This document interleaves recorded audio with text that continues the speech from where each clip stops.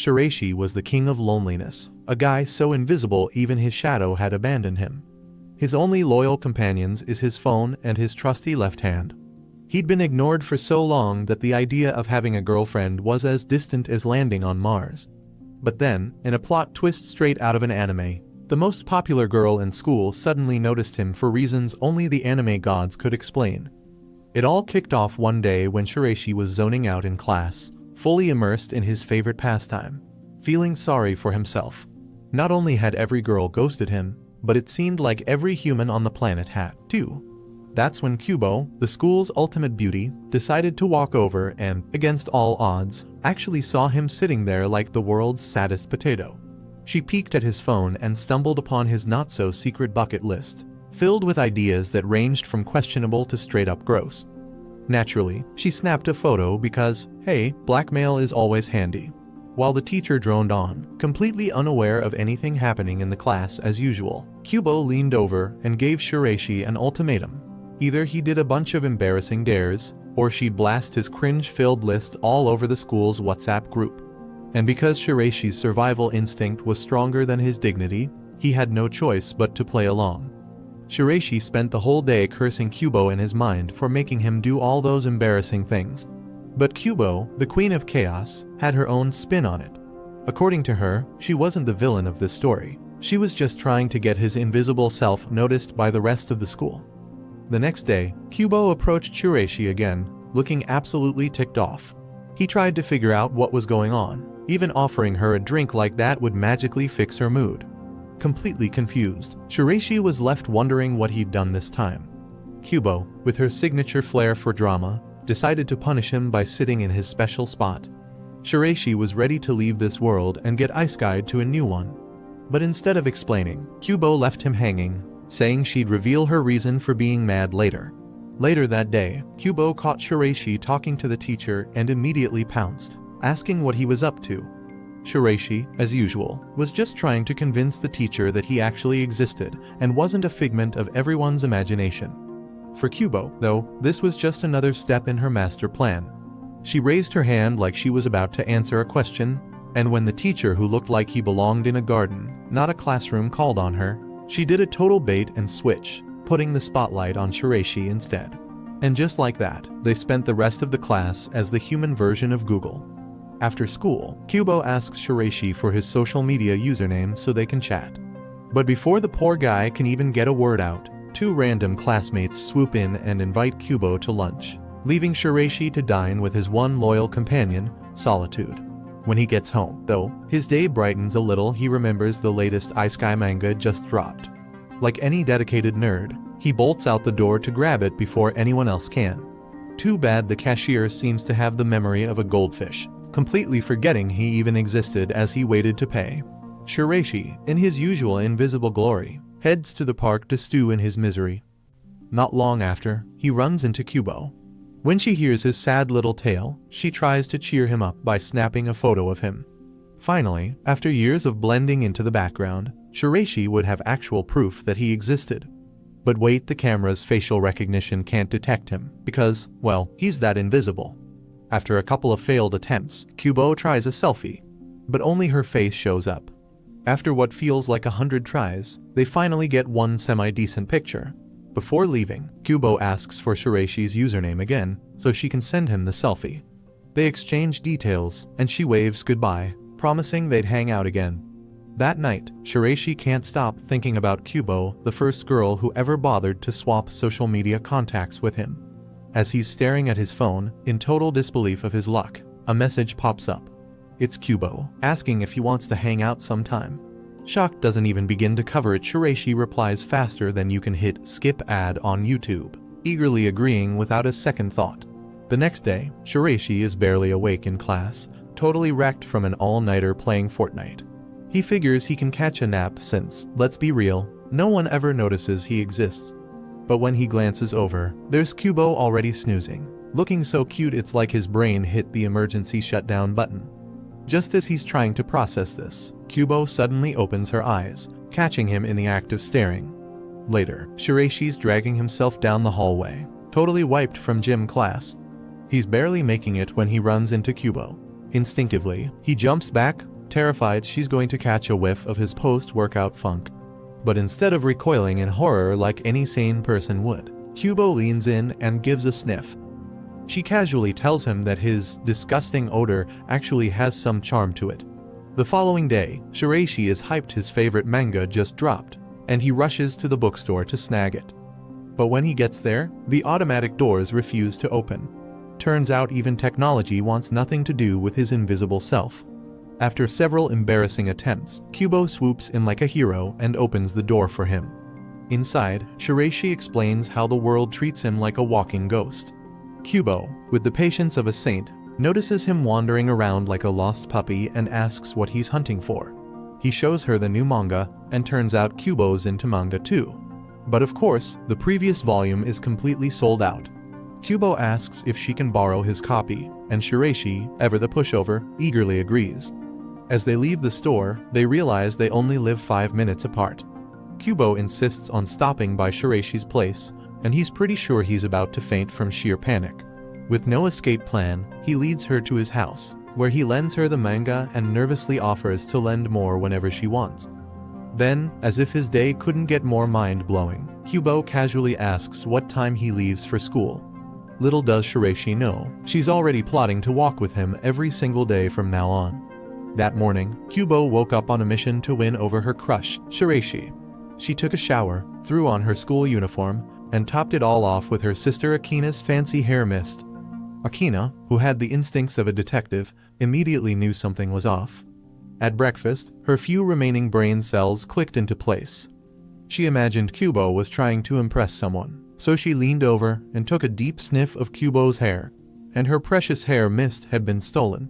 With her suspicions confirmed, Akina casually asked if Kubo had a crush, completely catching her off guard. Flustered and red-faced, Kubo dodged the question like a pro and bolted out the door to school. On her way, Kubo ducked behind a wall, ready to pull off a sneak attack on Shiraishi. Soon enough, Shiraishi showed up, looking like he just rolled out of bed. Kubo leapt out, giving him a scare, and insisted they walk to school together. But, to her dismay, Shiraishi didn't even notice the effort she put into looking cute and smelling like a peppermint patty. Poor Kubo, next time, she might need to roll in with flashing lights. After a while, they sat down, and Kubo's friends, Tama and Hazuki, joined them. Neither of them even noticed Shiraishi was there until Kubo pointed him out. Seriously, Shiraishi's talent for blending in is like ninja-level dude could disappear in broad daylight. Feeling awkward around the girls, Shiraishi bailed faster than someone dodging a door-to-door salesman. Tama, impressed by Kubo's ability to track down the human version of a disappearing act, said it must be a sign of good luck. But even with Kubo and her crew walking him to school, Shiraishi's life went right back to its regular scheduled invisibility. The kind where even ghosts get more attention than he does. After school, Shiraishi trudged home, absolutely wiped from a brutal day. As if things couldn't get any worse, a passing car drenched him with a wave of water, leaving him soaked like a drowned rat. He could only feel embarrassed but determined to get home. He pushed on only to run into Kubo. She offered to walk him home so he could dry off, and well, how could he say no to that? When they got to his place, Shiraishi realized he'd locked himself out like a total genius. In his desperation, he even considered taking a bath in the park fountain. But Kubo, being the voice of reason, suggested he head over to her place to clean up instead. A few minutes later, they arrived at Kubo's house. When they entered her room, Shiraishi's cultured side kicked in as he noticed all her nice things, his mind instantly going to inappropriate places. Even you could practically hear the warning sirens in his head. He quickly covered his eyes, trying to shake off the thoughts. Clearly, being in a girl's room was doing a number on him in more ways than one. After showering, the lonely king put on Kubo's tracksuit, awkwardly thanked her, and slunk back home to his usual solitary life. The next day at school, Shiraishi found Kubo on the stairs and handed back her tracksuit, thanking her for lending it to him. Curious as always, Kubo asked if it fit him, and Shiraishi sheepishly confirmed it did. She then asked how tall he was, and when he told her he was 5'4", she climbed a few steps up, playfully teasing him by saying she likes short guys because the shorter they are, the tougher they seem. It was nearing the end of the semester, and the classroom buzzed with the usual hustle as Shiraishi, Kubo, and the rest of the students handed in their tests to their ever-so-serious teacher. Mr. Unzen. After turning in his paper, Shiraishi casually bid farewell to Kubo, mentioning he had plans, though, let's be real, his plans probably involved anime marathons and snacks. Meanwhile, Kubo was bombarded by her friends, Toma and Hizuki, who wanted the juicy details of how the test went. Later that day, Shiraishi was hanging out with his much younger brother, Seda, doing his best, invisible older brother routine. A random woman, clearly oblivious to Shiraishi's existence thanks to his low-key superpower of going unnoticed, thought Seda was abandoned. But, like the hero, Shiraishi swooped in and announcing he was indeed there. Meanwhile, Kubo happened to spot Shiraishi at the park with Seda, looking like the responsible older brother for once. She approached with a drink in her hand. Seda, being the cute little instigator he is, insisted they all share the drink. Kubo, sharp as ever, noticed Shiraishi was pulling a sneaky one, pretending to sip. She quickly figured out that he was low-key freaking out over the thought of an indirect kiss. Fast forward to later that night. Shiraishi, with the warmth of a good manga in hand, was trying to survive the cold. When the need for a mega poster became too great to resist, he headed to the convenience store. But just as he was reaching for his prize, he realized the magazine had a bikini model plastered on the cover. Of course, because his luck is impeccable, Akina Kubo's older sister and employee of said store appeared out of thin air and casually informed him that the magazine was for adults. Busted. Shiraishi, trying to play it cool, told her he was just putting it back. But to his shock, Akina, who somehow actually saw him, rang it up for him anyway, completely unaware that he was her little sister's pal. After Shiraishi bought the scandalous magazine, he slinked out of the store, but he dropped his student ID. Later, Akina returned home and handed the ID to Kubo. She couldn't resist adding that Shiraishi had purchased a magazine with giant melons on the cover. Kubo, of course, couldn't help but blush. You see, her own melons weren't exactly giant, and she, in her typical playful style, asked Shiraishi if he had a preference for large breasts, using teasing as her defense mechanism for how awkward she felt. Now fast forward to Christmas Eve, where Kubo somehow roped Shiraishi into a shopping trip. Upon arriving, Kubo proudly announced she had a gift for him. Not to be outdone, Shiraishi, in a panic, rushed off and bought her a pair of gloves that matched her outfit. Meanwhile, Kubo was feeling the heat as she realized her gift to him was a bright yellow character sweater. Her genius reasoning is she wanted him to be easier to spot in a crowd, because, let's be honest, Shiraishi could probably disappear in an empty room. At some point, Shiraishi was having a blast playing with Seda when Kubo popped up, seemingly from nowhere, disrupting their bonding time. Shiraishi was just goofing around, but because life is unfair, Kubo whipped out her phone and started recording, capturing every last drop of his embarrassment, completely merciless in her teasing. The next day at school, something a little odd happened between Shiraishi and Kubo. Shiraishi had accidentally worn two mismatched socks, but of course, only Kubo noticed. Meanwhile, Kubo was wearing tights because her socks were still wet from the day before. Shiraishi couldn't help but stare at her legs a little too long, and Kubo caught him, giving him a teasing smile during class. Later, while they were doing their usual boring homework session, Shiraishi noticed that Kubo was acting a little different, and it made him curious. After school, Kubo invited Shiraishi to a nearby store to try a fancy drink, saying she needed his help to make sure she didn't mess up the order. Shiraishi hesitated for a moment, feeling a bit tempted by the idea of becoming a little cultured. Before leaving, though, Kubo gave a sly grin and took a bite of Shiraishi's snack, leaving him to wonder if this new connection with her was something he should get used to or avoid. Just as Shiraishi was deep in thought, two girls bumped into him, causing him to clumsily drop his snack. The girls didn't even notice him, walking off as if he was invisible, as always. On Valentine's Day, Shiraishi didn't expect much. He felt like he wasn't exactly the type girls would think about. But to his surprise, he found a single chocolate heart on his desk. He figured it was probably a mistake, like maybe someone just left it there by accident. Still, something inside him wondered if Kubo could have been the one to leave it. Just as he was mulling it over, Kubo showed up beside him. Shiraishi struggled to express his doubts about anyone giving him Valentine's chocolate, and it didn't even cross his mind that someone might actually like him enough to do it. Kubo, being sharp as ever, spotted the hidden chocolate under Shiraishi's desk and quickly came to the conclusion that it must be from a secret admirer. This left Shiraishi confused, with his mind spinning as he tried to figure out who could have left it for him. Meanwhile, at home, Kubo decided to step out of her usual routine and try something new cooking. Armed with bags of ingredients, she aimed to make heart-shaped chocolates. Even though her cooking skills were famously bad, she spent the entire night making the chocolates and even asked her sister Akina for help, knowing she'd have to deal with Akina's teasing later.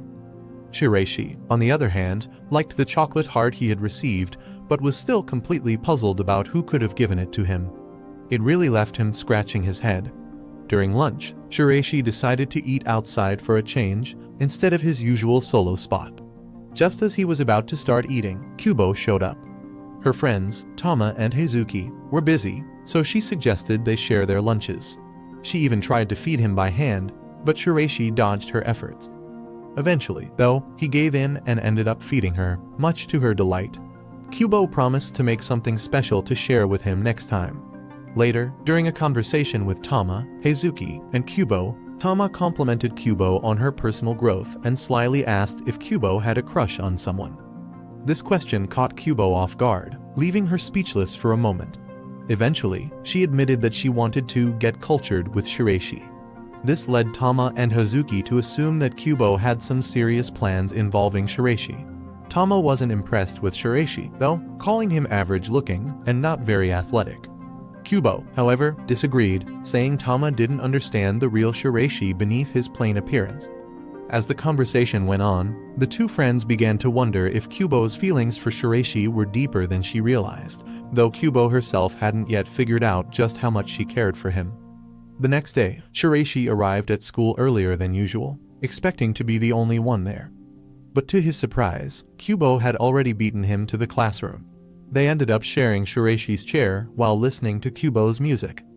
At one point, she asked him to play one of his own songs, but Shiraishi declined, saying his playlist full of anime and video game music wasn't worth sharing. A few weeks later, Shiraishi decided it was time to return the favor to whoever gave him the anonymous Valentine's chocolate. He figured Kubo, being smart as she was, might know who it was. So, he picked out a gift from a store and gave it to her, asking for help in delivering it to the right person. Kubo was shocked that Shiraishi, clueless as always, hadn't realized she was the one who gave him the Valentine's gift.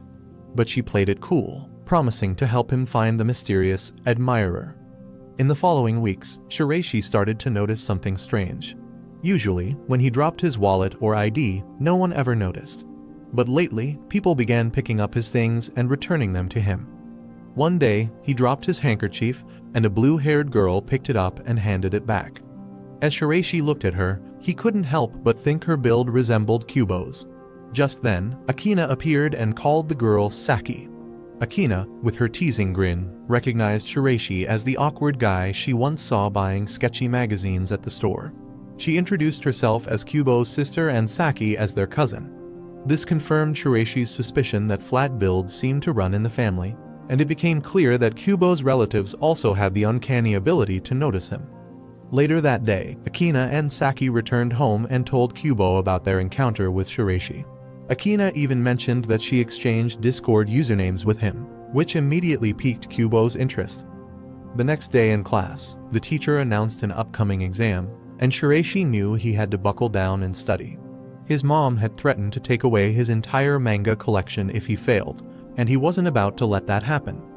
Determined, Shiraishi headed to the library for some peace and quiet. But, as usual, Kubo wasn't about to leave him alone. When he asked her what she wanted, Kubo insisted on helping him study. She even pulled out a pair of glasses and told him she'd be his hot teacher for the day. Kubo started asking him weird questions like, which came first, the hen or the egg? Poor Shiraishi had no idea what she was talking about.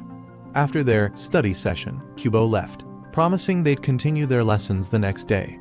The next day, Shiraishi couldn't make it to school because he came down with a bad fever and had to stay home. In class, the teacher, who looked like a cheap knockoff of Einstein, announced that Shiraishi wouldn't be attending due to his illness. Of course, Kubo was the only one who noticed he was missing, so she texted him to check on him. But Seda, his younger brother, got a hold of Shiraishi's phone and sent her a "I miss you" emoji. Shiraishi freaked out and quickly explained what happened, but Kubo, never missing a chance to tease him, sent back a lonely without you emoji, saying it was from Akina. After that, she headed home, but her thoughts were still on Shiraishi. The next day, Shiraishi came to school late. He ran into Kubo in the hallway, and it was clear she wasn't feeling well. As soon as she saw him, she wobbled like she was about to faint. Kubo decided to go to the infirmary since everyone else was in class for a quiz, and Shiraishi, being the only one free, offered to escort her. He was worried she might trip on the stairs if she went alone. At the infirmary, she held his hand until she fell asleep, and in that quiet moment, Shiraishi realized he finally felt like the main character in his own story for once. After surviving the exams, Shiraishi was walking down the hall when he saw Kubo. Feeling thankful for her help with studying, he expressed his gratitude, but they both felt uneasy about what was coming. The class changes for the next school year. There was a real possibility that they wouldn't end up in the same class, and the thought bothered them both. As rain poured outside, Kubo casually suggested they share an umbrella, probably to give Shiraishi more visibility in the crowd. Shiraishi, however, was suspicious and politely declined, thinking she just wanted an excuse to walk home with him. Undeterred, Kubo smiled and handed him her umbrella, leaving Shiraishi no choice but to accept. As they walked through the rain together, Shiraishi couldn't help but wonder if sharing an umbrella meant more than just staying dry. It felt like something more significant. He even suggested taking a different route home, maybe to extend their time together. As they neared their homes, Akina showed up unexpectedly, adding a bit of tension to the moment. This time, though, Akina didn't tease Kubo as she usually did. Once Kubo got home, Akina, curious as ever, asked if she had plans for the weekend. Kubo smiled and said she was free, hinting that she was looking forward to spending time with her friends, though Shiraishi was probably the one on her mind the most. The following day brought another unexpected event. Shiraishi, who usually wasn't the most observant, noticed Saki struggling with a large load of groceries. Without hesitation, he offered to help, knowing that Saki still had to prepare dinner for both Akina and Kubo. At first, Saki resisted, but Shiraishi was persistent enough that she finally accepted his help. As time passed and Saki still hadn't returned home, Kubo started to feel uneasy. After waiting for 30 minutes longer than expected, her worry turned into frustration. Fortunately, Akina stepped in, helping her calm down before her anxiety got the best of her. After things settled down, Saki took the chance to ask Shiraishi about his relationship with Kubo. Shiraishi casually responded that they were just classmates, but when he accidentally used Kubo's first name, the look on Kubo's face made him realize that their connection might be more than just that. The next day at school, Shiraishi's presence was more noticeable than usual, as he was coughing continuously, a sharp contrast to his typically quiet demeanor. In an unfortunate turn, he also lost the spring from his favorite pen, a crucial tool for his studies. At that moment, Kubo thoughtfully handed him a rabbit-themed toy pen that looked just like hers. Shiraishi couldn't help but smile genuinely when he used it, appreciating how cute and thoughtful the gesture was. Later that evening, at Kubo's house, a casual sleepover took place with Tama and Hazuki as her guests. During their time together, they discussed the upcoming class changes, expressing their concerns about possibly being separated from each other next year. They lamented the idea of not being able to attend school events or class trips together anymore, a thought that made them uneasy. Kubo, quietly listening, shared their worries, especially about losing her close connection with Shiraishi. Meanwhile, Shiraishi and Sato went on a shopping trip together. While they were busy, Kubo suddenly appeared, carrying a large bunch of tomatoes. Almost immediately, Saki joined the scene, warmly greeting Shiraishi. Sato, who was still just a kid, became enchanted by Saki and quickly pulled out a rock from his pocket to give to her as a gift. This spontaneous gesture left both Shiraishi and Kubo surprised, but it was a cute moment nonetheless. Shortly after, Akina arrived, adding her usual playful teasing to the mix. After some banter, she asked Shiraishi about his plans for the next day. When Shiraishi replied that he didn't have any, Akina quickly invited him to a picnic to view the cherry blossoms. Amid all the excitement, Kubo suddenly felt the urge to cook something for Shiraishi, a feeling that seemed to go beyond just wanting to feed him. Later in the afternoon, Kubo was deep in meal prep in the kitchen, focused on peeling an onion since she got back from their shopping trip. However, when she noticed Saki looking a bit worn out, Kubo hurried over to help. Despite her hesitations about cooking around Shiraishi, she decided to make hamburg steak, knowing full well her cooking skills were, well, legendary, but for all the wrong reasons. Thankful that Saki had stepped in to assist, Kubo expressed her gratitude. While cutting the onions, Kubo had a small accident and ended up cutting her finger, so Saki took over. Meanwhile, Akina, who had stepped outside, returned with some solid big sister advice. She told Kubo that mistakes aren't failures, but lessons. Kubo took this to heart, and with new confidence, she tried again, and this time, she managed to nail the steak perfectly. The next day, the group stuck to their plan and went to the picnic. Seda, as usual, didn't waste a second and started tasting all the delicious food Saki had made. Kubo, being thoughtful, made sure Shiraishi tried her Hamburg steak too. His genuine enjoyment of her food made her feel proud, knowing she didn't mess it up this time. The picnic's peaceful vibe took an unexpected turn, though. Akina, after having a little too much to drink, started teasing Shiraishi, joking about him getting cultured and married. Things got even more awkward when she, in her tipsy state, leaned in way too close and pushed her assets into Shiraishi's face. This, of course, did not sit well with Kubo, who stormed off, clearly upset. Seda, wanting to fix things, convinced Shiraishi to apologize to Kubo, even though Shiraishi was pretty confused about why he was the one in trouble when Akina was the culprit. Despite that, Kubo stayed mad for a while. But seeing how genuinely stressed out Shiraishi was, her anger started to fade. She eventually apologized too, realizing the situation had spiraled out of control. Shiraishi admitted that Kubo always left him feeling a little baffled, which she found amusing. Then, in a surprising moment, Kubo asked Shiraishi if he'd like to be in the same class as her next year. Her question caught him off guard, but in a good way. When the second year of school began, something unexpected happened. As Shiraishi was walking to school, people actually noticed him sneezing, a big deal since he was usually invisible to everyone around him. Once he entered the classroom, he immediately found Kubo, and to his surprise, they were placed in the same class again, with seats right next to each other. Things were looking up for him, and maybe, just maybe, this would be a year where he wouldn't be so invisible after all. Later, Kubo and her friends, Tama and Hazuki, were hanging out, having drinks, and feeling pretty hyped since they ended up in the same class again. Hazuki and Tama even got to sit close to each other, so things were off to a good start. When Kubo got home, she excitedly told her sister Akina about being in the same class as her friends.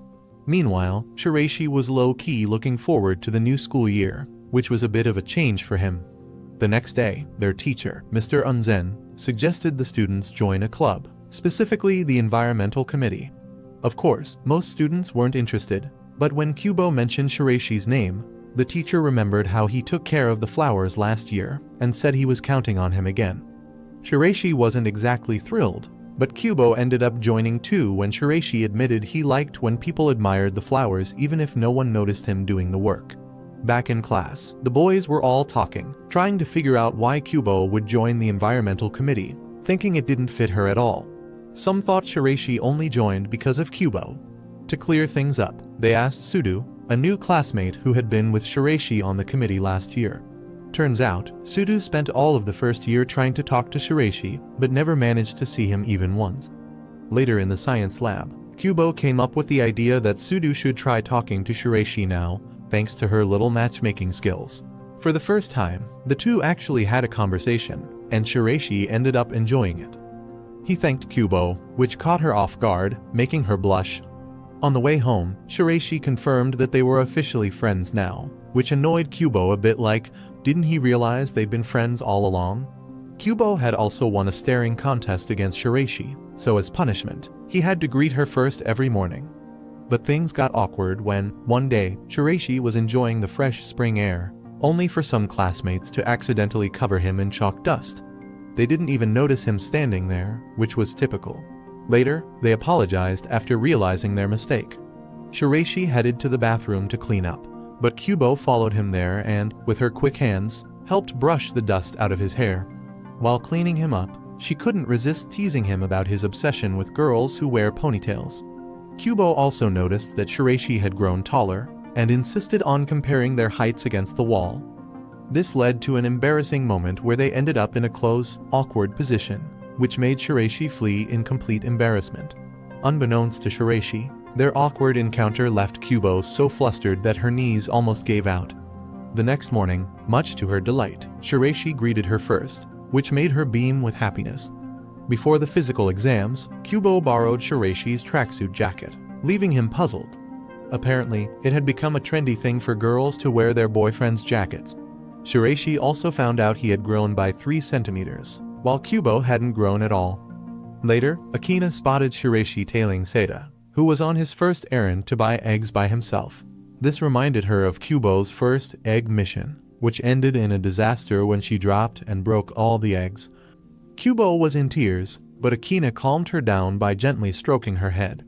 Akina casually hinted to Shiraishi that Kubo still liked having her head patted, especially when she was upset. One day, Kubo invited Shiraishi to a movie, leaving him a bit flustered, especially since she had her hair in a ponytail, a look that always threw him off.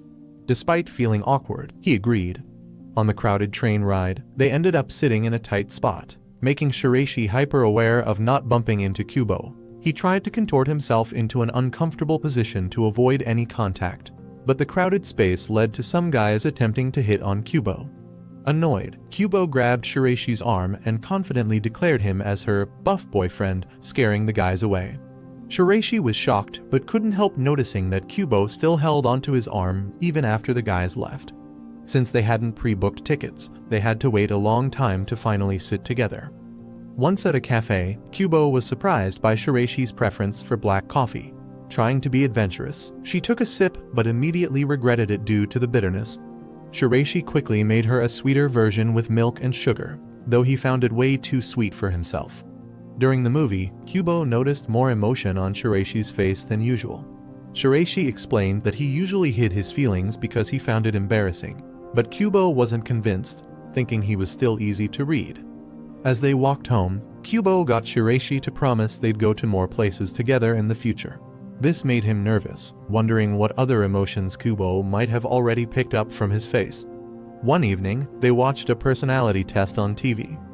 Kubo decided to run the test on Shiraishi, concluding he would only love one person for his entire life. In turn, Shiraishi tested Kubo, revealing she wanted a big family, which embarrassed her so much that she quickly left. The next day, Akina noticed how much Kubo was growing up and got nostalgic about their childhood memories. On Shiraishi's birthday, he was daydreaming about cake when his stomach growled so loudly that the entire class turned to look at him. Kubo, amused, gave him birthday-themed chocolates to quiet his stomach, surprising him with the fact that she remembered his birthday was in April. She even gifted him a soft toy, which made him awkwardly promise to get her something for her birthday in August. The fact that someone remembered his birthday made Shiraishi so happy that he hid his face so no one would see him smiling. Shiraishi couldn't stop wondering why Kubo was the only one who could always see him, even when he tried to stay invisible. Kubo reminisced about how she first noticed his invisibility after spotting him in Tama's middle school yearbook. From then on, she found it hilarious that no one noticed him. So when she was seated next to him and finally spoke to him, his reaction made her laugh. From that day, she made it her mission to talk to him every day, finding his surprised reactions endlessly amusing. Thanks for watching. If you're digging the video, don't forget to hit that subscribe button, drop a comment, and give it a thumbs up because, let's be real, I could use the validation. Love you all, even the ones who just lurk and never comment.